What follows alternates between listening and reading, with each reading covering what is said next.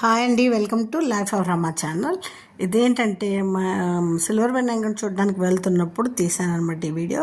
ఇక్కడే అన్ని వినాయకుల్ని నిమజ్జనాలు చేస్తున్నారు. ఇది చక్రం దగ్గర అనమాట.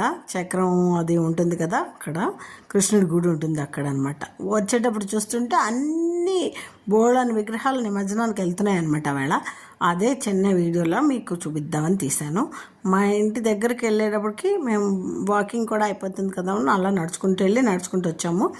తీరా చూస్తే ఇవన్నీ ట్రాఫిక్ వేళ ఉన్నారండి. ఆదివారం, ఒక్కొక్క ఆదివారం ఏంటో బీచ్ రోడ్లో చాలా శనివారాలు చాలామంది జనాలు ఉంటారు. అదేంటో తెలీదు. ఒక్కొక్క రోజు తక్కువ ఉంటారు, ఒక్కొక్క రోజు ఇంకా చెప్పక్కర్లేదు, అసలు నడవలేమన్నమాట. ఇసుకేస్తే రాలనంత అంటారు కదా, అలాగా. ఇదిగోనండి దగ్గరికి వచ్చాం మా ఇంటికి దగ్గరలోకి. అక్కడ కూడా వినాయకుడిని ఎత్తేస్తున్నారనమాట. అది క్లారిటీగా కనపడలేదు. ఇది మా ఇంటి దగ్గర కాసేపు కూర్చుని, ఇంటి దగ్గరకు వచ్చాం కదా అని అప్పుడు కూర్చుని ఇక్కడ కాస్త వీడియో తీశాను. ఇది నిమజ్జనాలు చేస్తున్నప్పుడు అనమాట. వాళ్ళు ప్రాసెస్ చేస్తున్నారు, మళ్ళీ హారతి ఇచ్చి అన్నీ ఇచ్చి గణపతి బప్ప మోరియా అని చెప్పి, గణపతికి జై జై అని చెప్పి అలా అన్నీ చేస్తున్నారనమాట.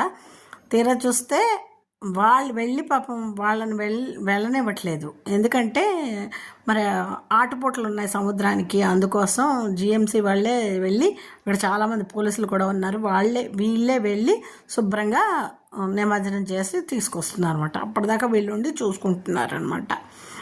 అది విషయం. ఇక్కడ చూడండి, వీళ్ళు చేస్తున్నారు నిమజ్జనం. పెద్ద విగ్రహాలు వచ్చిందంటే దీని ద్వారా నిమజ్జనం చేస్తున్నారు. ఇక్కడ చాలామంది వచ్చారండి. ఆ రోజు మాత్రం 5వ రోజు అనుకుంటాం మేము వెళ్ళిన రోజు. అందుకే నిమజ్జనాలు చాలా జరిగాయి ఆ వేళ. చిన్న చిన్న వినాయకులు, పెద్ద పెద్ద వినాయకులు అన్నీ వచ్చాయి. అక్కడ పోలీసులు మళ్ళీ అందరూ ఆడవాళ్ళందరూ వెళ్తుంటే వాళ్ళని వెళ్ళనివ్వలేదు. ఎందుకంటే లోపలికి వెళ్ళకూడదు, చాలా ఎక్కువ సముద్రం కొంచెం ముందుకు కూడా వచ్చింది కదా, అందుకోసం వీళ్ళని వెళ్ళనివ్వకుండా వాళ్ళే వెళ్ళి ఆ గ్రీన్ చొక్కాలు రెడ్ చొక్కాలు వాళ్ళే వెళ్ళి నిమజ్జనాలు చేసి వస్తున్నారు. ఓకేనా?